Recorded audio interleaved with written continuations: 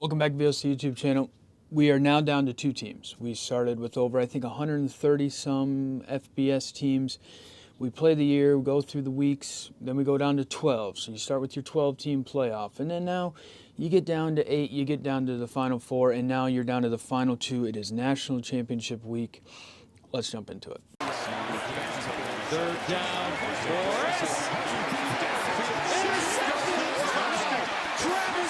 This is a big one. Look, not even going to not show my fandom here as a Notre Dame fan. It's great to be back in the national championship game, second one of my lifetime. Last one was 2012. The feeling is much different, I would say, than that first time we were in it, 12 years ago. With just the format being different. That season for Notre Dame was a lot of highs, a lot of lows. Kind of got some wins that maybe shouldn't have gotten, and then we played a very good Alabama team that we were not ready or equipped to play. This year's a little different with the 12-team playoff. You get in, you play an Indiana team who's a fairly good Indiana team. Their only two losses are to the two teams in the national title game, so that's where it's like, looking back on Indiana now, the people that really hated on them shouldn't have done that. And then they move on, play the SEC champion Georgia, get that win. And then you move on again to a team in Penn State who gave Oregon, the Big Ten champ, a run for its money.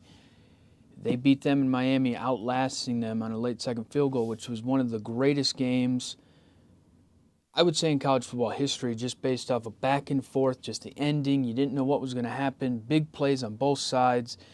Knockout. No, they're not out. So it was a very good game. And now you move on to play Ohio State. Ohio State's road to get here is very interesting, right? You lose to Oregon by 1 point. You're 20-point favorite against Michigan. You lose that game at home. Kind of get redemption. Everybody's kind of counting you out. And you move on. Tennessee, destroy them. Move on to Oregon, destroy them. Up against a Texas team. Texas gave you a fight, but you ended up pulling away against them. So both of these teams have had adversity they've had to come back from. They've kind of been in a playoff mode for quite some time. Notre Dame's a little bit longer with the loss to Northern Illinois. Look, I was there for that loss. It was terrible. One of the worst things I've ever experienced in my lifetime. Just sitting there in the stands, just stunned. Didn't know what to think. It was just a mess. But what Marcus Freeman has done since then has been remarkable. They've gone on this run. He can captivate them. He's got them motivated. They play for him. And I think that is what the biggest feeling is and a little different with these two teams is one team in Notre Dame is, yeah, they play for Notre Dame, but they're playing for Marcus Freeman. They believe in their coach. They believe in that guy in the locker room in front of them, telling them what to do. We saw that with the video that Notre Dame put out during halftime of the Penn State game. He told them, don't panic. We're only down 7. This game is ours. We can do this. To where I think with Ohio State is a lot of these guys, they're not necessarily playing for Ryan Day. They're playing for Ohio State. They're playing to prove the people that have been talking about them wrong. When, we've paid $20 million for a team, but, people keep bringing that up. There's a couple teams that paid more than them, but you don't hear that. What they did is they basically went out, retained a lot of their players, which that is going to be the new thing moving forward. We've seen that with Michigan's team last year in the national title. Retained a lot of their stars, brought them back for a senior season. And then Ohio State did the same thing, but then added a few more things. Caleb Downs, Will Howard, Judkins, the running back. So they've added a few things to make the team different. Now, Notre Dame and Ohio State have played this will be the third meeting in 3 years that they have played. Ohio State has won both of those games. The first one 2 years ago was Marcus Freeman's first game officially as a head coach. I would throw out the Fiesta Bowl where he was a head coach. They played tough. Ohio State pulled away. Last year, I think everybody knows about it. It was the last play of the game. 10 guys on the field. Ohio State scores the game-winning touchdown at the end, 17-14. So I think Marcus Freeman has that mindset going in of, we're a national title, we can get some revenge on these teams. Both teams are much different from, the 2 years ago to last year's team even. I talked with the add-ons of Ohio State, Notre Dame. You have a different quarterback in Riley Leonard. Jeremiah Love kind of becomes your number one playmaker. You have this team kind of building, growing. My biggest argument with the Notre Dame thing moving forward now as they play Ohio State is the firepower for Notre Dame. They have wide receivers. It's just not necessarily that they throw the ball down the field a ton. Jaden Greathouse showed you that he's a good wide receiver against Penn State. When they need it, it has been there, which has been nice to see when you look at this team moving forward into this final game against Ohio State. But there's no question about it. Notre Dame is in a big uphill battle. The line opened at 9.5. They're an 8.5-point underdog. Not shocked by it, but you have to control the weapons for Ohio State and kind of not let certain people beat you. So that's going to be the interesting matchup, I think, is, because Notre Dame plays man, they bring pressure, they do some different things against an Ohio State team. You don't know how that's really going to shake out. Looking at injuries for Notre Dame, I'll just kind of break down a couple points and then I'll make my pick at the end of this video.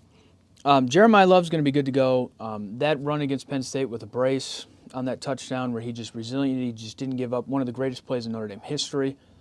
He proved to you at 75-80%. He's better than most guys, 100%, so he'll be good to go. Left tackle for Notre Dame gets hurt in the Penn State game. So they bring in Tosh Baker, fifth-year senior, kind of changed him up. Anthony Knapp out. Tosh Baker comes in. Rocco Spindler gets help for Notre Dame. They have to bring in a guy that was supposed to be the starting left tackle in Charles Jagasaw. Jagasaw comes in, plays guard, plays pretty good. Now moving forward, now Knapp officially out, Spindler back. Jagasaw is now going to play left tackle, which he should have played at the beginning of the year, or he was going to be, before he got injured.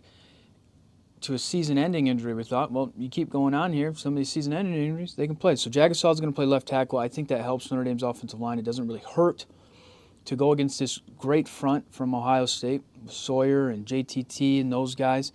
So that's going to be the game plan, I think, is really going to be the game in the trenches. Notre Dame in the first half against Penn State was getting beat at the line of scrimmage. Second half, they flipped the script on that.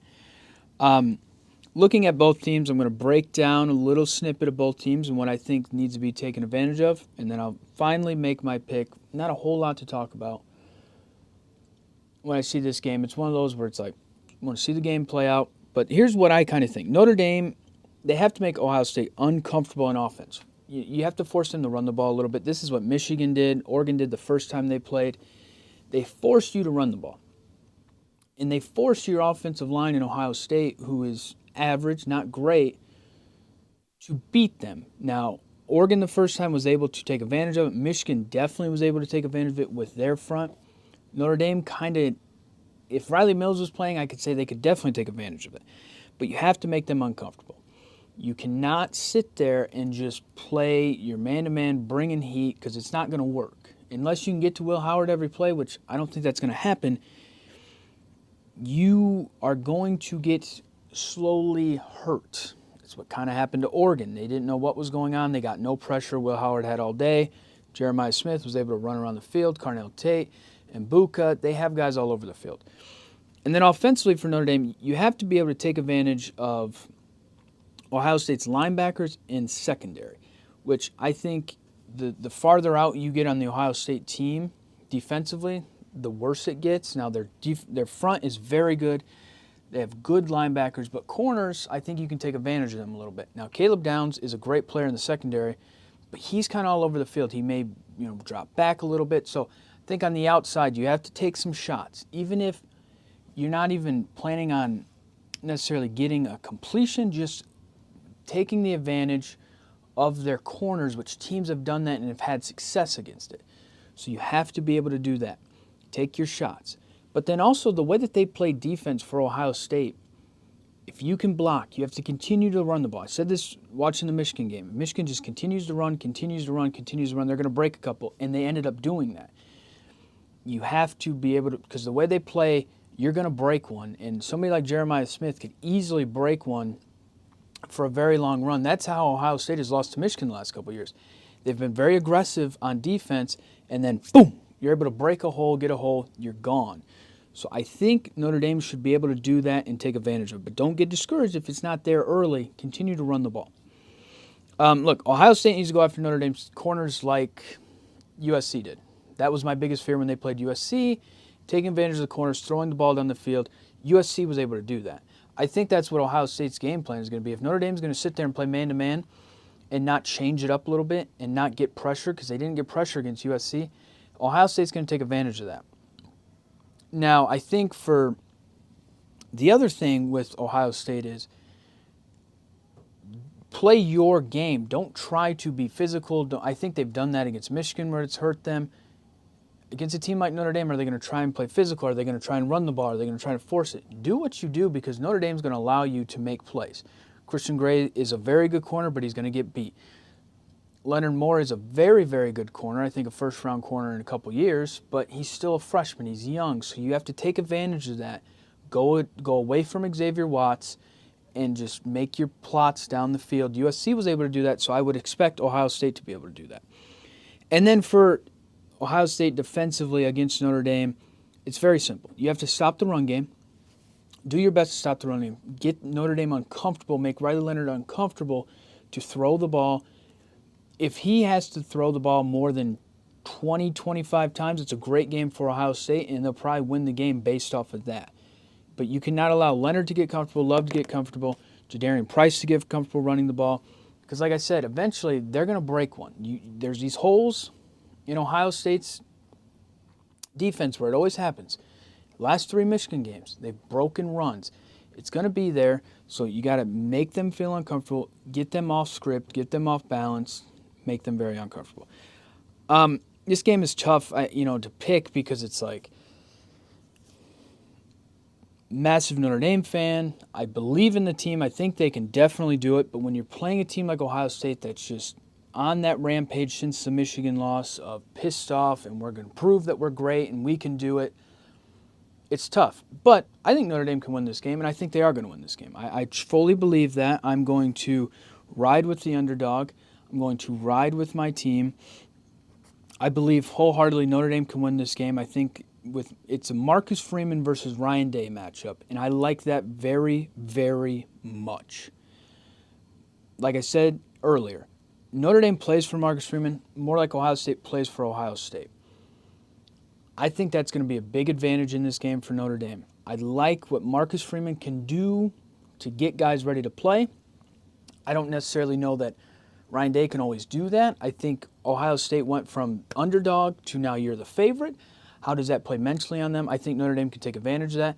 I think they can run the ball against them, and I think their defense can do enough, get some pressure. Their front can play very good to stop Ohio State from just throwing all over the field. And I think they can make them uncomfortable, kind of do a blueprint of Michigan, which helps Notre Dame. They're basically built the same.